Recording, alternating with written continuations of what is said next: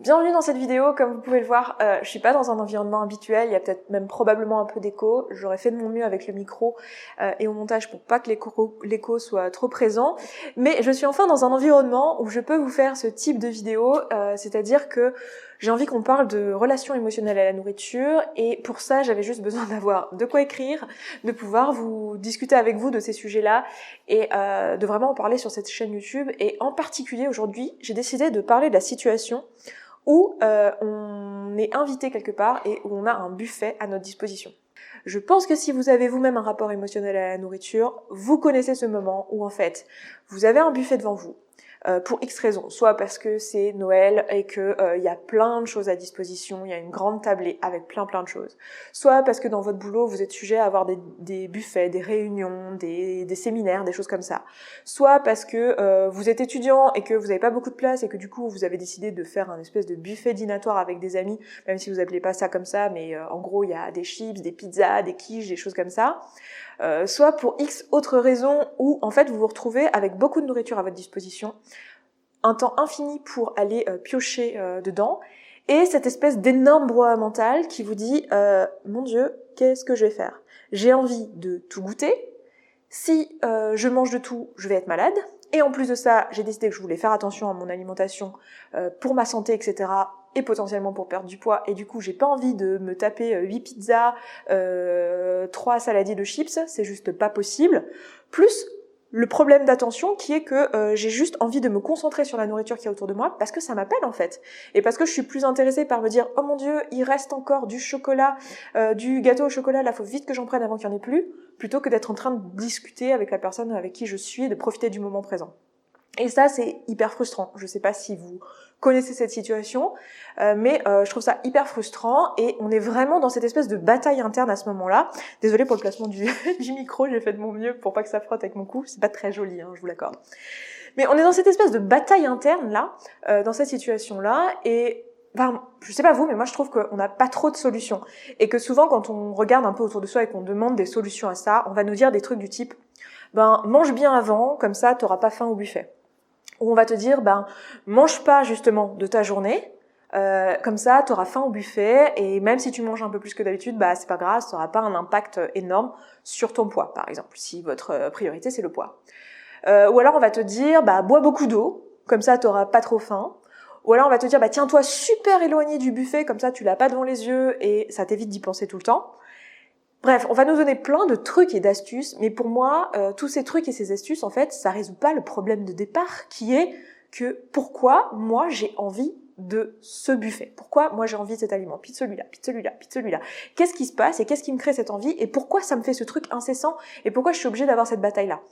Je sais pas si vous avez écouté tous mes podcasts et tout ça à ce sujet-là, mais si vous les avez écoutés, vous vous souviendrez sûrement d'une anecdote que je suis obligée de redire ici, la fameuse anecdote des macarons, qui est qu'il y a quelques années, j'ai eu un énorme déclic pendant ma thèse, donc ça date d'il y a plus de 5 ans, lorsque j'étais justement un buffet comme ça. Dans le milieu de la recherche, vous avez très souvent des séminaires et des choses comme ça, et du coup il y a très souvent des buffets. Et pendant l'un des buffets, on nous avait apporté plein de choses, et je sais pas si vous l'avez déjà expérimenté, mais souvent dans ce genre de situation, en fait, on nous dit pas ce qu'il va y avoir. Donc vous avez d'abord un premier jet de petits fours qui arrive, puis après un autre, puis après un autre, enfin on n'en finit plus, on sait pas si on va ravoir des verrines, si on va ravoir des quiches, on sait pas du tout ce qui nous tombe dessus, et du coup il y a cette espèce d'urgence de dire oulala, faut que je le prenne tout de suite avant qu'il y en ait plus, et surtout je sais pas combien il va y avoir et si j'aurai assez et s'il va y avoir assez de trucs que j'aime. Dans ces situations-là, à un moment donné, après qu'on ait eu les desserts, il y a une fournée de macarons qui arrive. Et là j'étais avec une amie qui était aussi thésarde à l'époque, et avec qui j'avais eu la discussion quelques jours plus tôt ou quelques semaines avant, je me souviens pas exactement pour tout vous dire, que elle était mince et qu'elle mangeait absolument tout ce qu'elle veut et qu'elle grossit pas. Et on en discutait parce que moi j'avais cette énorme frustration. À ce moment-là, je voyais une nutritionniste et j'essayais de perdre du poids et j'y arrivais pas, et je me disais mais je comprends pas, je mange équilibré et tout, il y a pas de problème, pourquoi j'arrive pas à perdre du poids ? Et en fait, en discutant avec elle, elle m'avait dit tu sais, c'est une histoire de métabolisme, enfin vous savez le truc que vous avez sûrement entendu des dizaines et des dizaines de fois à ce stade, qui est il y a des gens qui grossissent, puis il y a des gens qui grossissent pas, c'est tout quoi, c'est une question de métabolisme. Elle pouvait manger tout ce qu'elle veut et moi je peux pas. Et là arrivent les macarons et elle les voit et elle dit c'est tellement dommage, moi, j'ai plus faim en fait. Ils auraient dû nous prévenir. S'ils nous avaient prévenus, j'aurais gardé de la place pour les macarons, mais là, j'ai plus faim. Moi, ça m'a fait un genre de déclic dans ma tête parce que je me suis dit, non mais attends, d'où t'as besoin d'avoir faim pour manger des macarons? Moi, jamais dans ma vie, au moment où je vois des macarons, je me demande, tiens, est-ce que j'ai faim? Ou est-ce que j'ai pas faim? Tu vois, ça me vient jamais à l'esprit. Donc déjà là, j'ai compris qu'il y avait une énorme différence de façon d'aborder le problème et que c'était là qu'en fait était le cœur du problème. Après, ça m'a pris quelques années à bien le comprendre, à bien le démanteler et à l'appliquer pour moi-même. Mais ce que j'ai envie de faire aujourd'hui dans cette vidéo, c'est de vous proposer le cheminement de pensée à faire dans ces situations-là pour que vous puissiez débloquer ces situations pour vous-même. Pour que dans cette situation, vous puissiez à l'avenir ne plus vous dire mon Dieu, je vais devoir goûter à tout, mon Dieu, je vais être obligée de me sentir mal, ou trouver des astuces qui, entre nous, ne marchent pas, sinon on serait pas là, de se dire, tiens, et si je me faisais 3 repas avant pour pas avoir faim, ou est-ce que je pouvais au contraire ne pas manger de la journée pour qu'il n'y ait pas trop de dégâts. Moi, ce que je veux, c'est qu'on puisse être dans cette situation où les petits fours et tout ce qu'on a en face de nous, c'est pas une source de stress, c'est pas un problème, c'est juste là, c'est juste de l'alimentation, et on n'est pas obligé de tout manger, on n'est pas obligé de se sentir mal face à ça. Le premier truc à comprendre, et que je vous ai déjà mentionné pas mal de fois et que vous connaissez si vous écoutez mon podcast. Si vous l'écoutez pas, je vous mettrai le lien dans la description et peut-être dans le petit i si j'arrive à faire ça. C'est un podcast qui est maintenant disponible sur YouTube. Ça fait longtemps que vous me demandiez de l'avoir sur YouTube. Je suis en train d'uploader les épisodes, donc il va bientôt être totalement disponible sur YouTube. Mais sinon, vous l'avez sur Spotify, vous l'avez sur Deezer, vous l'avez sur Audible. Enfin bref, vous l'avez sur toutes les plateformes de podcast. Dans ce podcast, je vous enseigne notamment ce modèle-là, qui est le modèle de Brooke Castillo, qui nous explique comment les pensées, les émotions, les actions et les résultats interagissent. Donc en fait, c'est un modèle qui c'est une espèce de grille de lecture en fait de toutes les situations de votre quotidien, qui vous dit qu'en gros, les circonstances sont totalement neutres, et on va les mettre sur la ligne des circonstances. Ce sont elles qui nous amènent un système de pensée, qui lui n'est pas neutre et qui est souvent une version, une version jugeante de la circonstance. C'est ces pensées qui nous créent nos émotions et non pas les circonstances. C'est à cause des émotions qu'on agit ou qu'on réagit ou qu'on n'agit pas, justement. C'est tout le temps parce qu'on ressent une émotion ou parce qu'on a l'espoir de ressentir une émotion positive qu'on agit. Et ce sont nos actions qui créent les résultats. Ça, je pense qu'on est tous à peu près d'accord. Socialement, c'est très appris, ça, que ce sont bien nos actions qui créent nos résultats. Donc par exemple, juste pour que vous compreniez le modèle, ce que je vais vous proposer, c'est de regarder par exemple la circonstance qui est, par exemple, je me pèse sur la balance et je me rends compte que je suis grosse, entre guillemets, parce que je vais prendre un chiffre rond juste pour l'exemple, je dis pas que si on fait ce poids-là on est gros, mais je vais dire je pèse 100 kilos. Déjà, très souvent, donc je pèse 100 kilos ce matin. Ça, c'est une circonstance. C'est-à-dire que déjà, très souvent, on vient me voir en me disant « Tu comprends Esther, je suis grosse ». Moi, je dis, attends, qu'est-ce que ça veut dire je suis grosse? Ça me dit, bah oui, je pèse 100 kilos, je suis grosse. Déjà, là, ce qui est important de voir, c'est que c'est pas synonyme, en fait. Je suis grosse, c'est la pensée que j'ai lorsque je vois 100 kilos sur la balance. Ça, c'est pas neutre. Ça, c'est pas une circonstance. C'est pas une circonstance. Je suis grosse, ça veut rien dire. La différence entre une circonstance et une pensée, c'est que la circonstance, je peux la prouver. Je peux la prouver factuellement. C'est un fait. Je suis grosse, je suis désolée, mais il y aura plein de personnes qui vont vous regarder et qui vont pas être d'accord sur le fait que vous êtes grosse à 100 kilos, qui vont peut-être vous dire, bah non, moi je te trouve très bien, moi j'aime bien tes rondeurs, moi je te trouve pas grosse du tout, ça te va très très bien, enfin voilà. On sera pas tous d'accord sur le fait de dire je suis grosse. Par contre, le je pèse 100 kilos, c'est pas discutable. Il suffit de monter sur une balance et on a la valeur. Donc, je pèse 100 kilos, c'est la circonstance. La pensée, c'est je suis grosse. L'émotion que crée cette pensée, c'est certainement une émotion assez désagréable, on va dire, ça peut être typiquement je suis grosse, ça va être, j'en sais rien, du désespoir, par exemple.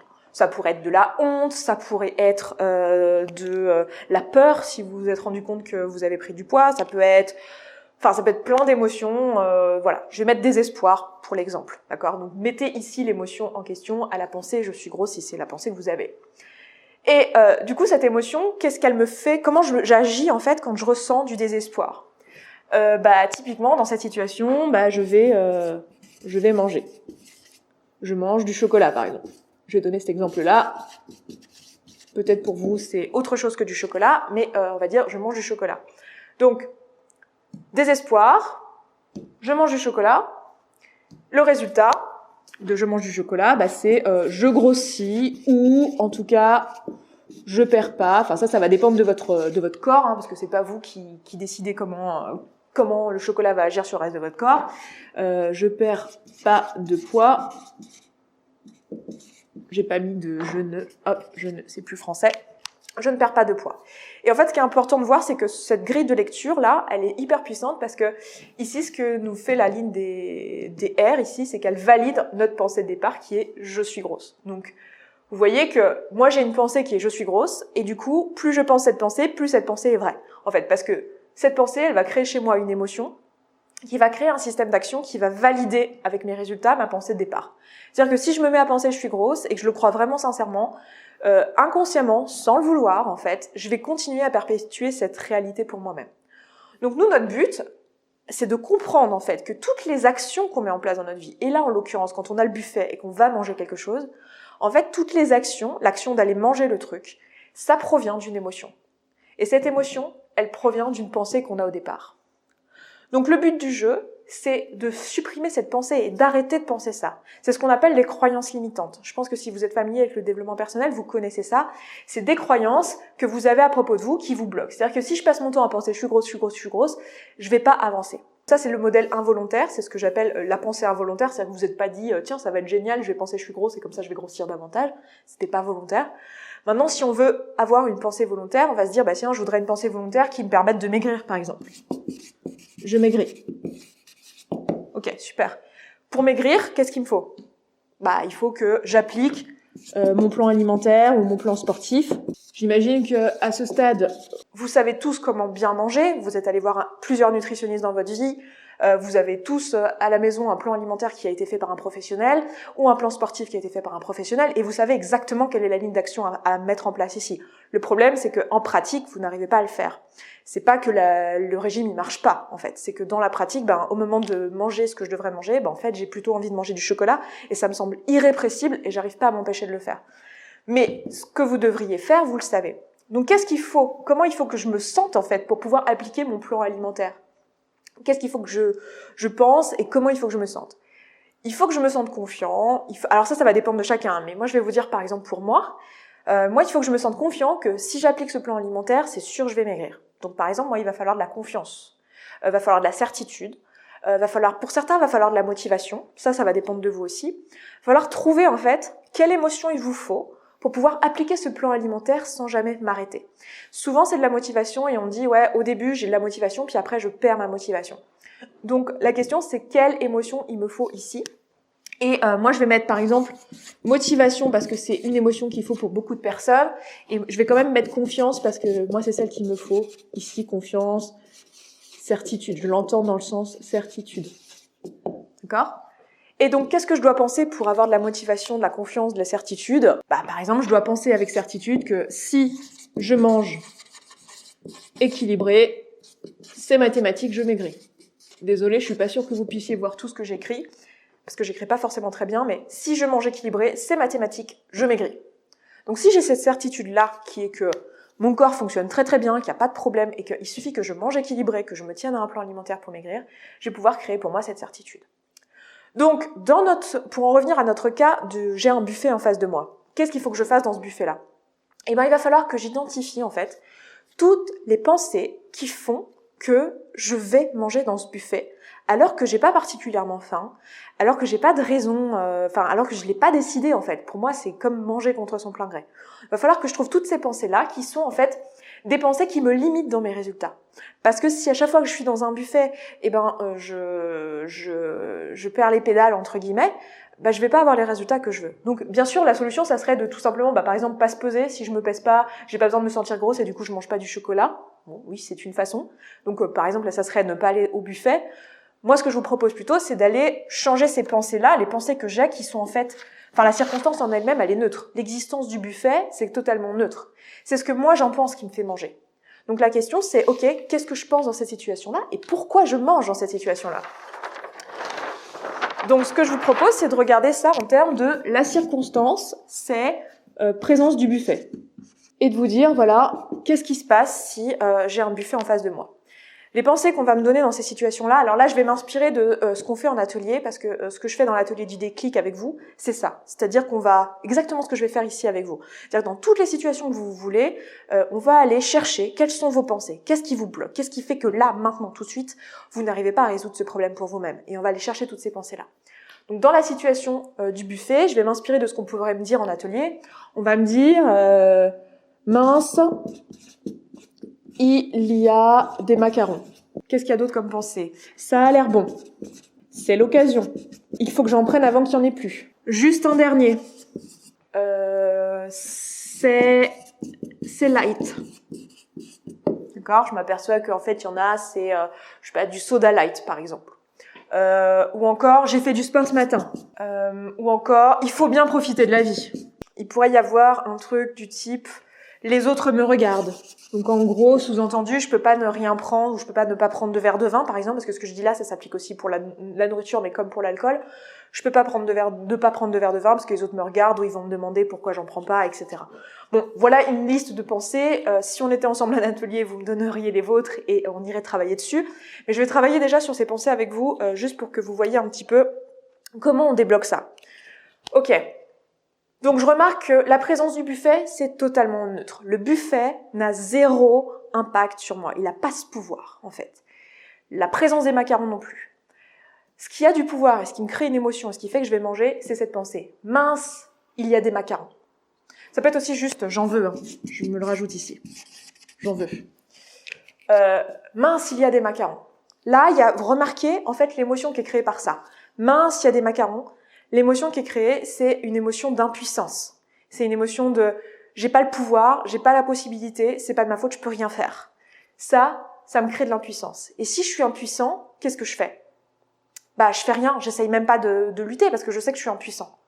Du coup, dans cette situation, mince, il y a des macarons, je me sens complètement impuissant, j'agis comme j'ai toujours agi avant, c'est-à-dire je mange les macarons. Et du coup, quel est le résultat que j'obtiens si je mange les macarons? Je me sens pas bien, j'ai envie de vomir, potentiellement je grossis, etc., etc. Ça a l'air bon. Ça a l'air bon, c'est pareil, c'est une pensée complètement insidieuse en fait. Ça a l'air bon. En fait, cette pensée-là, elle a l'air elle a pas l'air d'être grand-chose, mais c'est bien elle qui fait que je vais le manger. C'est-à-dire, je me dis, ça a l'air bon, qu'est-ce que ça me crée comme émotion? De l'envie. Et c'est quand j'ai envie que je vais attraper le macaron, par exemple, et le manger. D'accord? Donc c'est ça a l'air bon. Qu'est-ce que je peux faire avec cette pensée-là? Soit, j'arrête de la penser, ça me sert à rien là tout de suite de penser que ça a l'air bon. Je peux aussi juste la remarquer, d'accord? C'est des pensées. Les pensées, j'en ai 15 à la seconde, hein. Des envies au quotidien, j'en ai plein. Je veux dire, je passe devant une boutique, je vois une robe à 200 €, je me dis, ah, elle a l'air trop belle, oh, elle m'irait trop bien. Oui, mais je vois l'étiquette et je me dis, non, j'ai pas les moyens, là maintenant, je vais pas m'acheter une robe à 200 €. J'ai juste pas les moyens et j'ai juste pas envie. Là, c'est pareil, ça a l'air bon, oui, certes, mais c'est pas parce que ça a l'air bon que je suis obligée de le manger. Et souvent, on me dit, oui, mais tu comprends, Esther, si je le mange pas comme ça a l'air bon, je vais être frustrée. Mais la frustration, c'est pareil, c'est juste une émotion, en fait. Je peux décider de pas la ressentir, en fait. Je peux juste me dire, ok, ça a l'air bon, très bien, super, oui, les macarons, ça a l'air bon, le foie gras aussi, je sais pas, le coca, ça a l'air bien, l'alcool, ça a l'air bon, et alors? Moi, dans la rue, je vois des mecs qui ont l'air beaux, je les trouve très beaux, j'aurais bien envie de leur mettre la main aux fesses et je le fais pas. Je me dis pas, oui, mais tu comprends, c'est trop de frustration. Non, je le fais pas. La même chose pour la robe, je vais pas me mettre interdit bancaire pour une robe. Je vais pas dire, oh là là, mais c'est chiant, toutes ces boutiques qui mettent des prix, qui mettent des jolies robes en vitrine, c'est inhumain, il faudrait pas faire ça, faudrait interdire les boutiques qui mettent des prix, qui mettent des robes en vitrine parce que c'est trop tentant. Non, l'existence de la boutique avec des prix faramineux, c'est juste une circonstance en fait. Ça n'a pas d'influence sur moi qui achète en fait. Personne me force à acheter. Là, c'est la même chose. Le ça a l'air bon, je peux remarquer la pensée et juste me dire oui, c'est une pensée parmi tant d'autres. Effectivement, ça a l'air bon. Ça me notifie de ça, mais ça m'impose pas d'aller le manger en fait. Et je peux juste l'explorer avec curiosité en fait et me dire ah oui tiens, là mon cerveau a remarqué que ça sent bon, ça a l'air bon, ça me donnerait bien envie. Ensuite, c'est l'occasion. C'est pareil, ça c'est notre cerveau, ça c'est tout à fait normal en fait. C'est notre cerveau qui a tendance à nous donner peur du manque en fait. On a peur de manquer et c'est un sentiment tout à fait humain, c'est normal. Et là quand on dit c'est l'occasion, c'est qu'en fait on a peur qu'on manque et qu'après on n'ait plus jamais de notre vie l'occasion de manger des macarons. Et ça c'est juste que notre cerveau il a juste l'habitude, c'est comme ça qu'on est resté en vie en fait, c'est qu'il nous permet de voir en fait toute la nourriture à disposition et il nous donne tout un tas de raisons de manger maintenant. Sauf que la réalité, c'est que si je veux des macarons, j'habite en France ou en Belgique ou en Suisse ou au Canada, si vous regardez ça et que vous êtes dans la francophonie, La réalité, c'est que des macarons, si j'en veux, je peux en acheter demain, en fait. J'ai le droit de manger des macarons quand je veux. J'ai pas d'obligation de me le faire maintenant, en fait. Et donc ça, c'est une pensée, c'est ce que j'appelle les pensées bullshit, en fait. C'est une pensée qui me dit, ok, il faut absolument que je mange maintenant. Mais pareil, cette pensée n'a aucune influence sur moi. Je peux la choisir. Et la meilleure façon de vous prouver aussi que les pensées n'ont aucun impact sur moi et m'imposent rien, c'est que dans mes journées, j'ai des pensées qui disent tout et leur contraire. Genre, mes pensées sont pas forcément vraies. Dans une même journée, je peux penser je suis une grosse merde, comme je peux penser je suis géniale, je vais sauver le monde. Dans la même journée. Il y a des jours où je me sens ultra douée dans ce que je fais, et puis dans la même journée ou le lendemain, je peux me dire ah je suis vraiment trop nulle, j'y arriverai jamais. Et pourtant, ces deux pensées-là sont pas vraies toutes les deux en fait. Ça ne marche pas. Bon bah là c'est pareil, les pensées c'est juste une option en fait. En face, il pourrait très bien y avoir oui mais j'ai assez mangé, oui mais j'ai plus faim, oui mais je pourrais en acheter demain, oui mais j'en mange quand j'en veux, et puis de toute façon ces macarons-là c'est pas les meilleurs, moi je sais où aller pour acheter les meilleurs macarons de la ville, oui puis de toute façon c'est pas vegan et j'ai décidé que je voulais plus manger ce genre de truc. Enfin voilà, il y a plein de pensées que je peux avoir autres que celle-ci en fait. Ensuite, il faut que j'en prenne avant qu'il n'y en ait plus. C'est pareil, ça c'est tout à fait humain, mais c'est la peur du manque. Pareil, on vit dans un monde où le manque il est pas là en fait, d'un point de vue alimentaire. Vous pourrez manger quand vous voulez des macarons. Ou quoi que ce soit d'autre en fait. Et s'il y en a plus, il y en a plus. Et en fait, c'est pas grave. Vous n'allez pas mourir. Et même si vous vous dites oh là là, il faut vite que je mange avant que parce que peut-être plus tard j'aurai faim. C'est pas grave aussi. Même si vous avez faim, en fait votre corps il est fait pour ça. Genre votre corps, il a des stocks de glycogène dans son foie et dans ses muscles qui est là exactement pour cette raison-là. Pour les moments où vous n'avez pas de nourriture à disposition mais que vous avez faim. Donc il n'y a pas de peur à avoir sur le manque en fait. En tout cas pas aujourd'hui, pas en France. Pas dans le contexte dans lequel on vit. Mais c'est normal que votre cerveau vous le propose. Je vous dis pas que, oh là là, vous faites très mal de penser ça. Je vous montre juste que, en fait, toutes ces pensées, elles sont complètement irrationnelles et que ce ne sont pas des raisons de croire ça. Ou juste un dernier. C'est pareil. Juste un dernier, c'est une pensée qui fait quoi? Ça crée de l'envie aussi. Je peux très bien rester avec cette pensée en me disant oui, ou pas, en fait. Pourquoi j'ai envie d'en prendre un dernier? Et est-ce que je la crois vraiment, cette pensée? Est-ce que c'est pas juste mon cerveau qui me raconte un peu de la merde, là? Qui me dit, ouais, je vais en prendre un dernier, mais après, il y aura encore un dernier, puis encore un dernier, puis encore un dernier. Est-ce que je peux pas juste me dire, non, mais en fait, c'est moi qui décide. Et là, j'ai décidé que j'en mangeais pas d'autres. Ensuite, il y a le côté c'est light. Ça, c'est pareil. Je vous ai fait toute une vidéo sur le Coca Light, parce que j'étais une grande addict au Coca Light. Et en fait, ce côté c'est light, c'est pas parce que c'est light que ça a aucun impact sur mon corps. C'est pas parce que c'est light que ça a aucun impact sur mon insuline. Et que du coup, ça a aucun impact sur mon déstockage. Je vous renverrai à la vidéo où je parle de ça, parce que j'ai pas envie qu'ici ce soit trop long, donc je vous la mets ici. Mais sinon, je pourrais vous en reparler. Mais les soda light, vous avez dedans des faux sucres. Et les faux sucres font quand même une réponse en insuline, même si elles font pas lever la glycémie. Du coup, ça a un impact négatif sur la perte de poids, ça vous fait des appels au sucre plus tard, et du coup, vous allez avoir tendance à avoir plus faim au repas suivant, ou à avoir plus, en tout cas, envie de manger, et du coup, c'est à éviter. Donc le côté c'est light, c'est juste une pensée de déculpabilisation. Et ça, c'est des pensées dont il faut se méfier comme la peste, les pensées de déculpabilisation. Ensuite, j'ai fait du sport ce matin, c'est pareil, c'est une pensée de déculpabilisation. Ça veut dire que ça me crée quoi? La déculpabilisation comme émotion. Et du coup, si je me sens pas coupable, je peux aller manger. Excusez-moi, il y a du bruit, il y a quelqu'un qui rentre dans le bâtiment.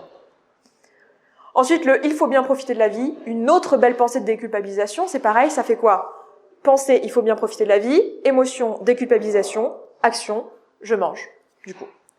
Et du coup, je me sens bien, j'ai le résultat de la dopamine. Évidemment, quand je mange, j'ai du plaisir immédiat, donc oui, ça me fait profiter de la vie. Mais ça a aussi un impact négatif, et c'est pas ce que j'ai décidé pour moi-même. Ensuite, les autres me regardent et il faut que je m'intègre socialement, il faut que je fasse comme tout le monde. Là, c'est pareil, c'est aussi quelque chose que moi, je me construis socialement. Et c'est vrai que socialement, il y a quand même un truc où il y a le regard des autres et on doit faire comme tout le monde. Et il faut juste remarquer que dans cette situation-là, c'est moi et mon besoin d'être intégré avec le groupe. Et c'est intéressant de le remarquer et de se rendre compte qu'en fait, j'ai juste ce besoin-là et que ce besoin-là, je peux l'avoir d'une autre manière. Notamment ici, dans cette situation, je peux me dire, si j'ai envie de me sentir connectée avec les autres, il suffit que je parle avec eux et que je profite de l'instant en question. Et enfin, le dernier, j'en veux, c'est comme le ça a l'air bon. C'est juste une pensée qui me donne envie comme ça, sortie nulle part, mais en fait, j'ai le choix parmi tout un tas d'autres pensées. Donc voilà, ça c'était un bref exemple de ce qu'on peut faire pour essayer de débloquer ces pensées-là. Maintenant, je ne sais pas si dans cette vidéo j'aurais eu les mots exacts pour vous et que j'arrive à vous débloquer votre pensée à vous et que cette pensée était peut-être dans cette liste, je ne sais pas. Mais si vous voulez qu'on le fasse ensemble et que vous puissiez avoir le déclic dans toutes les situations de votre quotidien où en fait vous avez des pensées comme ça qui font que vous mangez des choses contre votre plein gré, je vous recommande vraiment vivement de venir vous inscrire à l'atelier du déclic. Vous avez encore 4 dates. Il y en a une à Nantes le 30 et 31 mars, si je me trompe je le noterai ici. Vous avez Bruxelles le 6 et 7 avril, vous avez Paris le 13 et 14 avril et vous avez Genève le 1er et 2 juin. Aujourd'hui et jusqu'à demain, donc au moment de la publication, donc jusqu'à jeudi minuit, l'atelier est de nouveau au prix de lancement, donc à 550 € pour l'inscription. Donc si vous voulez vous inscrire, faites-le maintenant, ne procrastinez pas là-dessus. C'est exactement ce genre d'exercice qu'on va faire ensemble. On va interagir, je vais aussi vous expliquer plein de choses au niveau de l'insuline, au niveau des besoins humains, des valeurs, etc. pour essayer de vous aider à comprendre pourquoi vous avez ces pensées-là. Pourquoi c'est celle-ci que vous avez et pas d'autres. Ça va vous permettre de comprendre plein de choses et de pouvoir laisser enfin partir ces pensées qui sont peut-être même pas conscientes dans votre quotidien et qui vous empêchent d'avoir les résultats que vous voulez malgré le fait que vous ayez la motivation, malgré le fait que vous sachiez très bien quoi manger, mais vous n'arrivez pas à le faire en pratique. Donc écoutez, je vous laisse vous inscrire si vous voulez venir et aussi je vous rappelle un truc, la façon dont je travaille, juste pour info, la façon dont je bosse, c'est qu'en fait, vous venez en atelier, on fait ce travail-là pendant 2 jours. Si à la fin des 2 jours, vous considérez que vous n'avez pas eu le déclic, vous considérez que cet atelier vous a servi à rien du tout, que vous avez mis l'argent à la poubelle, je vous rembourse. Je vous rembourse ou je vous botte les fesses, au choix. Parce que pour moi, il y a beaucoup d'autosabotage dans cette situation-là. Et je peux vous assurer que si vous venez à l'atelier, je vais vous aider à débloquer tout ça. Et après l'atelier, vous n'allez pas juste venir pendant 2 jours et après repartir tout seul. Vous allez intégrer un groupe Facebook avec d'autres personnes qui, comme vous, bossent là-dessus, dans lequel je fais des lives régulièrement pour répondre à vos questions et vous aider avec un plan d'action à la fin. C'est-à-dire que vous allez repartir avec un document qui est comme celui-ci. Vous allez repartir avec un document comme celui-ci que je vous aurai imprimé et dans lequel vous avez tout un tas d'outils. Bon, vous n'aurez pas les traces de café qu'il y a dans celui-ci, hein, désolé. Je sais pas si vous les voyez là parce que le noir sur blanc est pas ouf. Mais vous aurez tout un tas d'outils que je vous aiderai à appliquer dans le groupe Facebook après ou en coaching si vous voulez rejoindre un groupe de coaching après coup, si vous avez besoin d'être accompagné davantage que ça, sachant que vous aurez toutes les clés en main. Donc voilà, maintenant c'est à vous de décider si vous voulez un coup de main là-dessus. Si vous avez envie que je vous aide à vous débloquer sur cette situation-là, ça serait avec grand plaisir. C'est mon métier, j'adore ça et je peux vous assurer que c'est life-changing comme atelier. Donc j'ai vraiment hâte de vous rencontrer là-bas. Je vous mets tous les liens en barre d'infos, je vous laisse vous inscrire, profitez de cette offre jusqu'à demain. Il reste pas beaucoup de place à Bruxelles. Sur les autres dates, c'est à peu près ok, parce que j'ai pas trop fait de pub là-dessus. Je sais qu'à partir du moment où j'en aurai reparlé publiquement, ça va se remplir vite. Donc si vous hésitez, juste arrêtez d'hésiter, venez. Le code promo pour s'inscrire avec le tarif réduit, c'est je me lance. Tout accroché en majuscule, je vous le remettrai ici.